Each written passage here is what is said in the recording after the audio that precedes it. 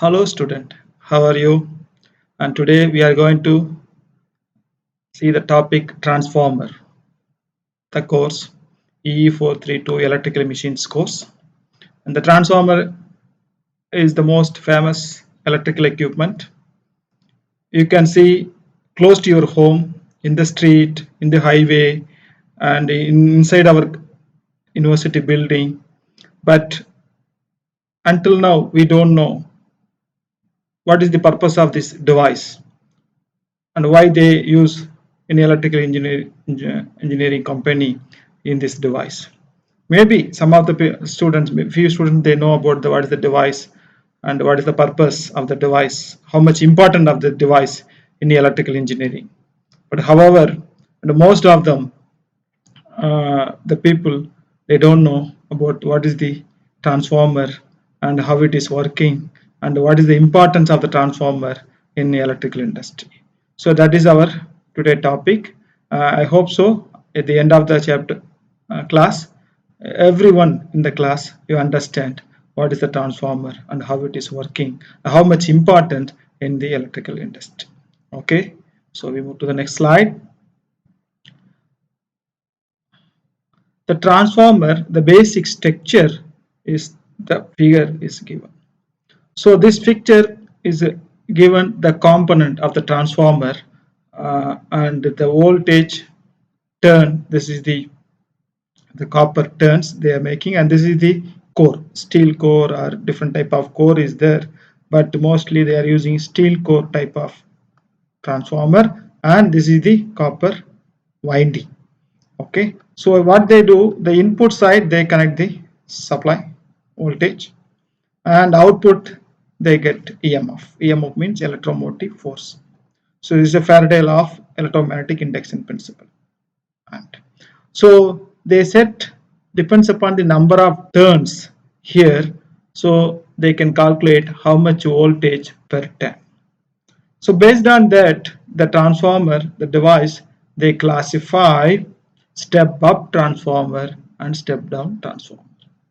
So what is step up transformer means? It boosts the voltage from primary or input side to the output side.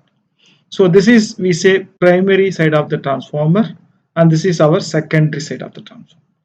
So this is, we can say, input side, and this is, we can say, output side. So what the step up transformer will do, when we give the voltage in the input side, it boosts the voltage and we can get the in the output side. So this is, we say, step up transformer, is increasing the voltage. So what is another type of transformer? Is a step down transformer. The step down transformer is opposite. So when you give the input voltage, when you get the output voltage, that the voltage is less than the input voltage. So the name of the transformer, it is step down transformer. Okay, so this is the basic function and basic structure of the transformer, and we will see in detail in the next slides. So when we go to the next one, so the transformer basic structure, two coils wound on a common core, that we will see in the previous slide, is a steel core, provide a path for the magnetic field lines. So transformer general structure, so two coil with and a wound in a common core, and it provide a path for the magnetic field. And so the transformer current, voltage and power from the primary to the secondary coil we can study or we can analyze. Okay, so here we have three type of core is shown in figure. First one is air core type. This is the air core type. There is the symbol of the air core type of the transformer. This is only the two coil, in between there is no material. The next one is ferrite core. The ferrite core, you can compare with the first one. Similar to the first one, we have the coil, but we have in between ferrite core material. The last one, it is a iron core. So the coil we have, but between it is wound in the iron material. So we have three type of core: air core, ferrite core and iron core. Okay, good. And in the right side, this is the transformer is they are using for small power application. Okay, in many of our students they are using for senior design projects, and they assemble the circuit, and the circuit needs the power supply, so they use this type of small step down transformer, and they give input voltage single phase 230 volt or 220 volt. Then output they can set either 0 12 24, or we can say 0 6 12, or we can say 6 0 6, and different range of small power transformer is available in the market. You can buy and you can use it. This is the real small power transformer structure. And now we go to the next one. This is very important, transformer knot notation. So what is transformer knot notation?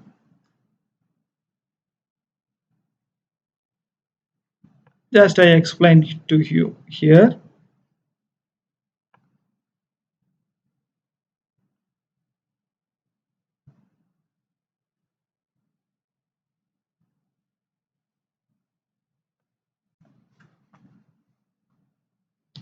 So you see here we have two figures. Figure A,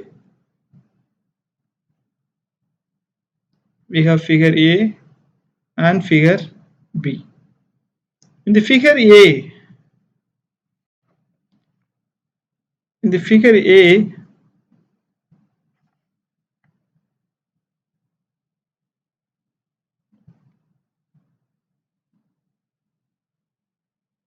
we have figure A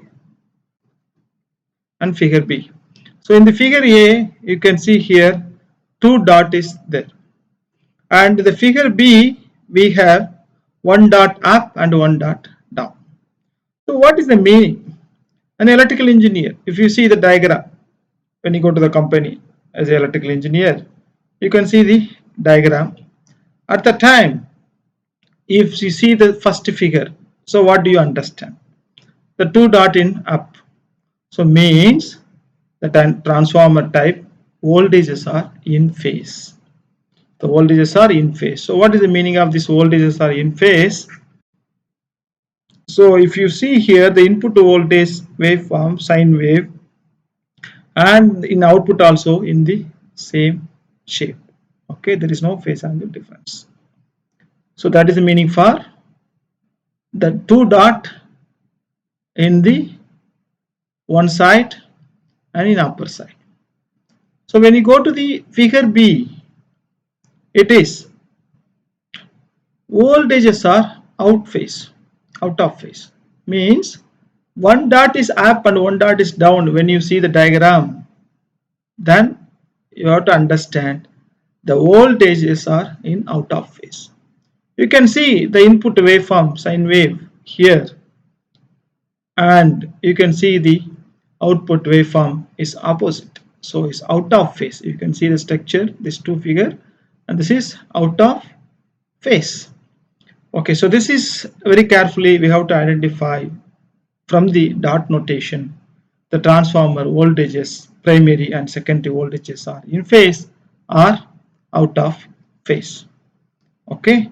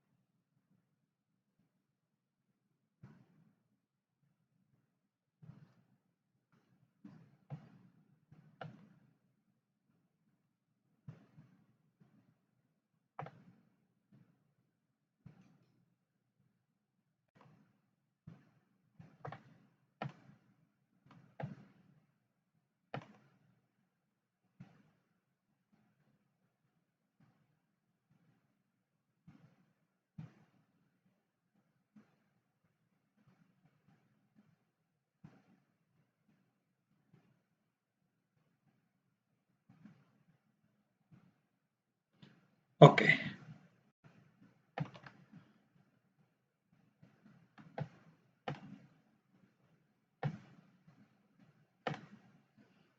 The next one, it is coupling of AC circuit. So for this figure, what they mean, if we give transformer, we take a transformer and we take a transformer and we give the input, it's a DC.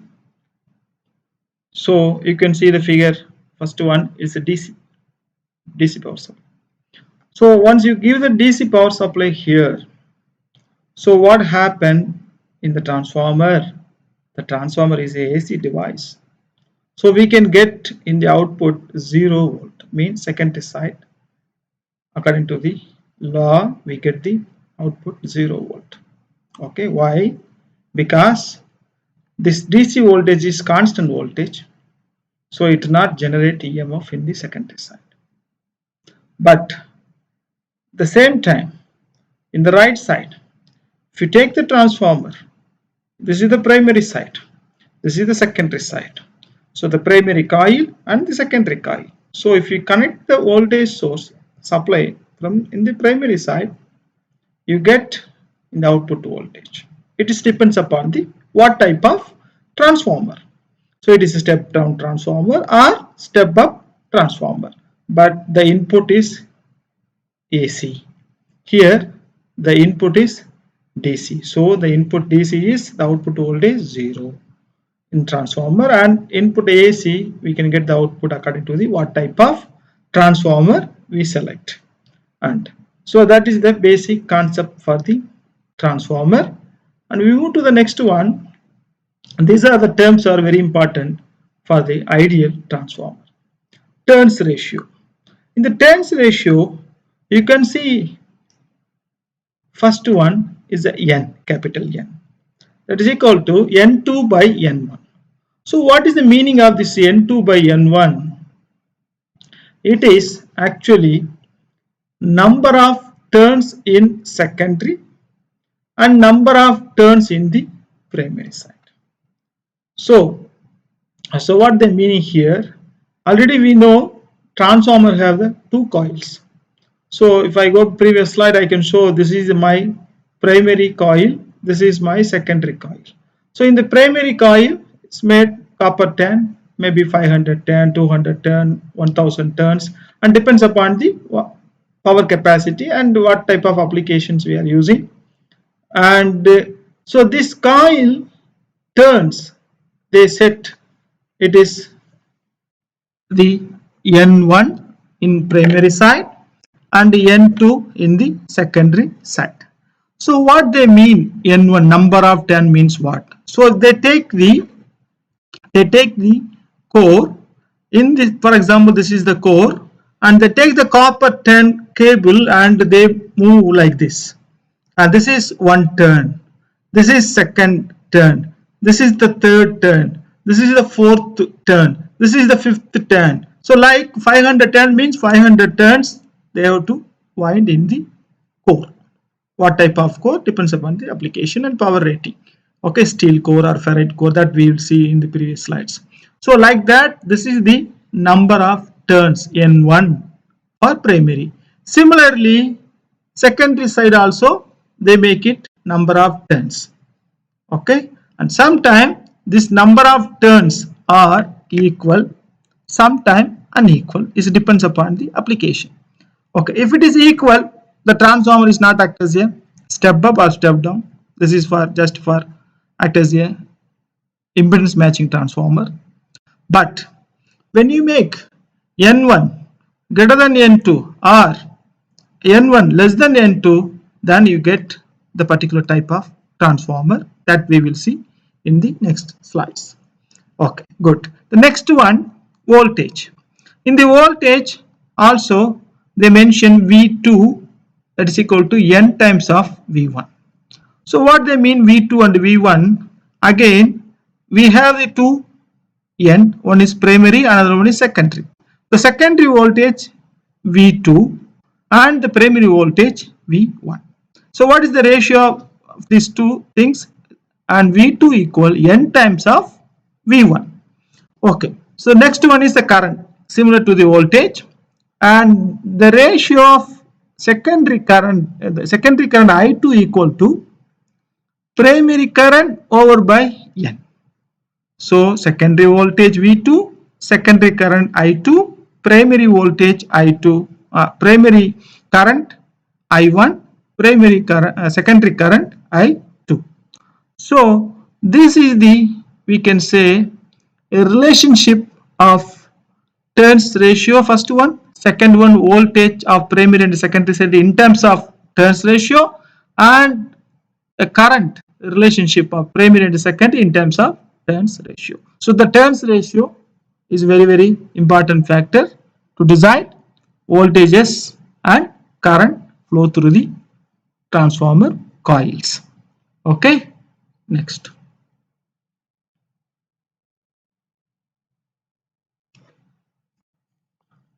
The next one, for ideal transformer, if n equal greater than 1, we make a calculation, n2 by n1, we substitute the value, that is value we get the n equal greater than 1.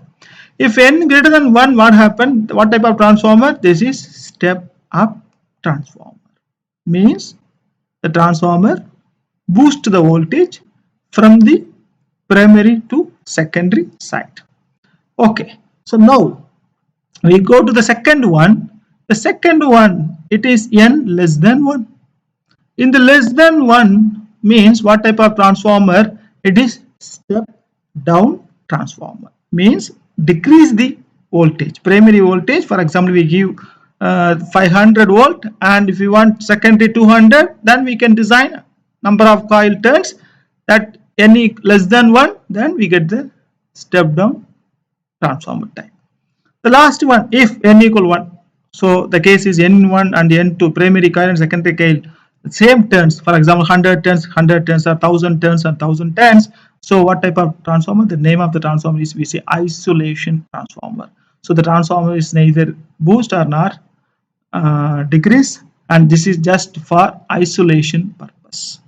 So what is this? The another important term here, there is no DC component appear at the secondary coil. So this is also important concept you have to understand for the isolation transformer. Okay, good. The next one, conservation of the power in the transformer. So we have the two coil, two side, primary side and secondary side. In the primary side, when we measure the power, okay, in the primary side and secondary side I have. So in the primary side I have the power, it is S1. Okay, so this is apparent power, that is equal to V1 and I1. It's VI formula. So I want to convert this power, primary power, in terms of turns ratio, because I know only the number of turns coil. Okay, that will decide current and voltage value of the transformer. So I can convert my I1 equal to N times of I2. Similarly, I convert my V1 equal to N2 times of N. So now after we convert, we can cancel this N and N, then we get the result of I2. So that is equal to my secondary side power. So what is the conservation of power? The primary side power equal to the secondary side power, that is S1 equal to S2. So equal powers on primary and secondary side. And the next one, center tapered transformer. This is one type of transformer they are using for special applications. And so what is the specialty of the center tapered transformers? And you can see the figure here.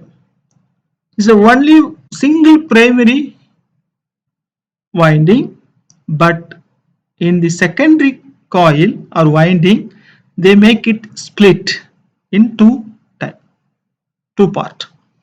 Okay, so if you see here, they make it cut here. Okay, so this is our secondary, they make it in center or 40% or 60%, that depends upon the how much voltage they want here.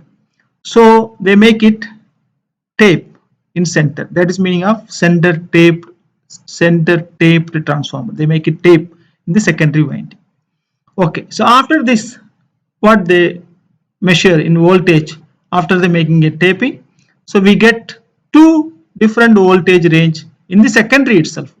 Here is a V2 and this is V3. Okay, but only one primary is a V1. So my V2, it depends upon the, again, the turns ratio of the particular this area how much winding, and with respect to my N1 is common, so multiply with my primary voltage also common.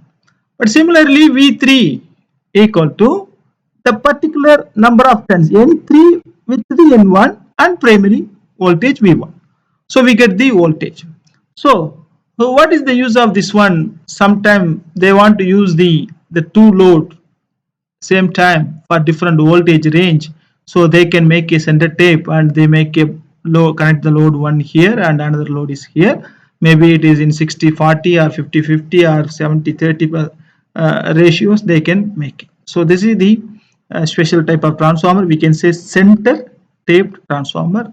So mostly they make it in center of the coil, so the meaning center taped transformer. Okay, the next one is example problem. So the problem is given, we require transformer to deliver 500 ampere, okay, and 24 volt from 120 volt RMS line source. So how many turns are required in the secondary if the primary turns is 3000? So what is the primary current? So this is the first part of the problem. So already I told you, once we read the problem carefully and then we collect the known data, then we have to understand what is the scope of the problem, what is the core of the problem, and that is meaning question of the problem. Then you have to proceed. Okay, here again I tell you, they give you 500 milliampere deliver, means it is in secondary current at 24 volt from 120 volt, means this 120 volt is a primary and 24 volt is in secondary, means 120 is come to the 24, means step down transformer. So how many turns are required in the secondary? I want to design secondary coil if my primary turns I know is 3000. So also what is the primary current? So this is very simple problem, we can use this formula here. Okay, we can calculate the N value and voltage current value by using the relationship. This is very simple formula. The second part also similarly, if you read very slowly and carefully, compute the number of primary turns required if N2 equal 600, but the transformer is required to deliver how much current? 1 ampere. This is 500 milliampere, this is 1 ampere, means this is I2 hours. So what is the primary current now? So the same, you can go to this formula, use and calculate very easily the values of unknown. So this way we can design our transformer for different applications. Okay, students. Next one, impedance reflection. The transformer have the coil and this is a primary and secondary side. Okay, they make it dot to dot up, means what is the meaning? It is the voltages are in phase. So they connect the voltage source in primary side and they connect the load, impedance load, AC. Okay, so that load is connected in the secondary side and the turns ratio 1:n, and the current with ratio depends upon the turns ratio, they make it I2 equal I1 by N, and the voltage V2 equal N by V1, and the current flow through the primary side is I1 and this is I2. So the coupling one AC circuit to another is make impedance reflection. So matching load impedance to the source impedance, that is very important. ZS should be matched with the ZL. Okay, so that is the important factor for the design for the impedance reflection of the transformer. Okay, the next one we can continue. you see here, this is the equivalent circuit of the previous impedance reflection transformer concept. And if you see the figure, first one and the second one, okay, they measure primary impedance is Z dash and secondary side impedance is Z double dash. Then they make a equivalent circuit. This is like Thevenin circuit in terms of x squared, and then they make it the another one. It is in terms of secondary impedance side. So the load ZL is required by 1 by n squared seen by the source side to design for impedance reflection. So the Thevenin impedance, okay, according to the Thevenin's law, this is Thevenin equivalent circuit, by the way. This is also Thevenin equivalent circuit. Okay, so n squared times of ZS. ZS is what? Source impedance. The power transfer from primary to secondary also we can discuss in this slide. And this is the voltage source impedance and the load impedance and the load voltage VL, and this is the source voltage. And if you write the load power PL is a real time of apparent power, that is SL. So real time of half times of VL IL star. Okay, it's a complex conjugate. And VL IL star, we can write it from the equivalent circuit half times of EL VZ Vs and ZS plus ZL, the total impedance of the circuit, ZS plus ZL, and Vs conjugate ZS plus ZL and conjugate. So if we simplify this one, we can get the PL equal half times of Vs squared RL RS plus RL squared plus XS plus XL squared. This is our load power of the power transformer in the power transfer in the transformer primary to secondary side. Okay, so now we continue for this one. The important topic is a maximum power transfer. So this the topic very important in electrical engineering and the power system operations engineers and planners, and how we get the maximum power from input or primary side to the secondary side. That is, the transformation is very important. So what they meaning here, maximum power transfer means they want to reduce the losses, power losses, and increase the efficiency of the system. Okay, so these two. And once they reduce the power loss, when they transfer the power, automatically the efficiency of the system and is good. So that is their expectation, and they try to implement by different technologies, and this is very important topic for the maximum power transfer in electrical field. Okay, I want to explain small example. Okay, so what is the maximum power transfer? Okay, so now most of the student, particularly in Gulf countries, okay, they are using car. They come to the college in their own car. Okay, so in the car they have the music system. In most of the 99% car nowadays, music system they have, and they learn Quran, or sometimes they learn the music and what they like it, depends upon their expectation. Okay, so now you have the amplifier in the car, you have the speaker in the car, some car in the door, some car in the back side, or some position, depends upon the model. Okay, so now you have the amplifier and you have the speaker. Okay, now I talk about the analog type volume adjustment. So I want to adjust the volume of the speaker in my car. So I have the knob, I have the knob, in this knob I rotate, then I want to increase the volume, or I want to medium volume, or I want to decrease the volume. So I can adjust by manually. Okay, good. So now this is connected in the amplifier. Okay, now so what is the really technically happen in this process when you adjust the volume of the amplifier in your car? So you are matching your amplifier resistance or impedance to match with the speaker impedance. So if you want maximum volume, what do? You adjust and you match the amplifier resistance or impedance is matched with your speaker impedance. So once these two impedances are matched, or we can say resistance or this is equal to matched, then you get the maximum power. Automatically you are getting maximum volume. Okay. So now, so when you buy the speaker, for example, in our home, I have the TV, but I want to buy the speaker. What we do? We go to the supermarket. First job, what we do? We go and check in our budget. So how much money I have? Then I want to buy the speaker.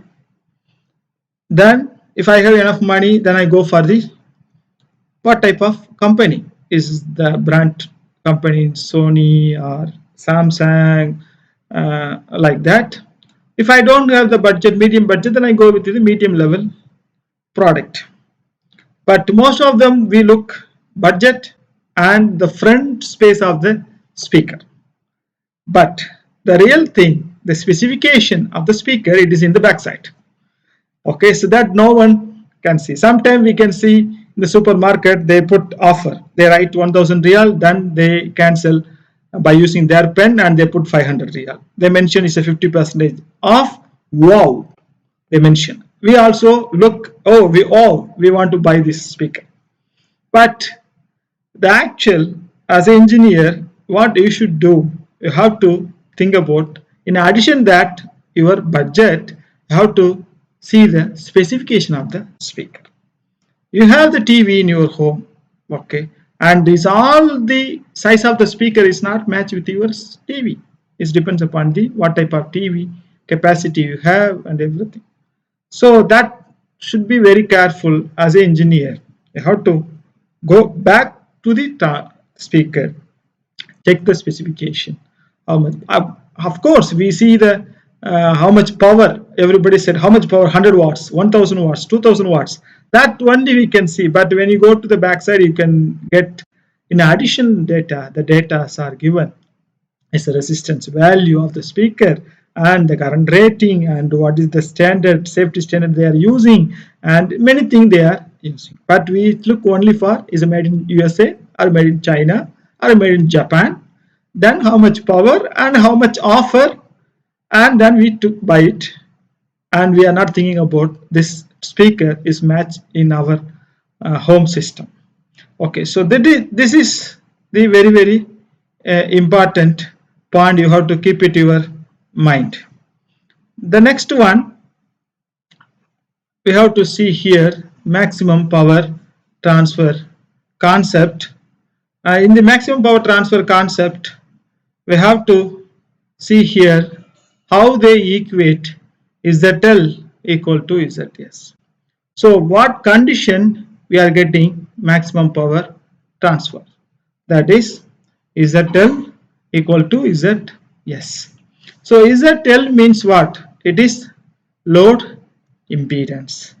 And what is ZS? It is the source impedance. And so what they mean the star, it is a conjugate of the impedance. That I explained why they put it, what is the meaning. Okay, the next one, impedance means what? It is a combination of resistance and reactance. Okay, so we have to split in the two part, resistance and reactance. In the resistance we have load side resistance and that is RL. We have source side resistance, that is RS. Similarly, reactance, that is X. Also XL is a load reactance, XS is a source side reactance. So now we come to the point, my load resistance equal to source resistance and my load reactance equal to negative minus of source reactance. That is the meaning of here the star is a conjugate. So once we meet these two conditions, we get the maximum power transfer in this.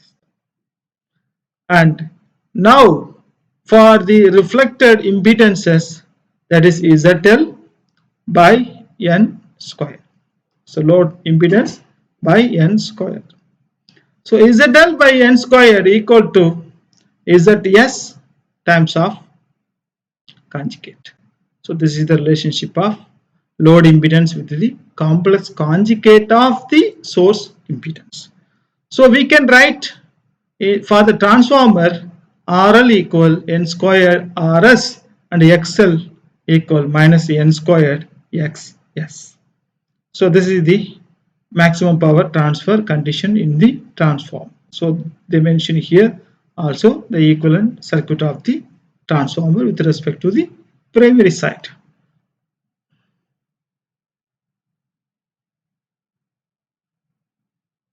Now, so we have the maximum power transfer conditions. We have 4 conditions we have to be very careful before we decide. Okay, so what is the first condition? It is when load is purely resistive. There is no reactance, means X equals 0. And adjustable maximum power transfer is achieved when R equal Z, only resistive, like lamp or resistance. So square root of small r squared into plus small x squared. Okay, it's internal impedance of the coil. When both the load and source impedance are purely resistive, both X, capital X and small x, source side and load side equals 0. So we can say the maximum power transfer is achieved when my capital R equal to small r. Third condition, when the load impedance R and the reactance X are both are independently adjustable, variable, means the condition for the maximum power we can achieve by equating my reactance of primary and secondary and resistance of the primary and secondary. The last one, fourth condition, when the load resistance R is adjustable with the reactance X fixed, maximum power transfer is achieved when R equals square root times of R squared plus X plus capital X squared. So these 4 conditions we have to consider before we design the system transformer for maximum power transform.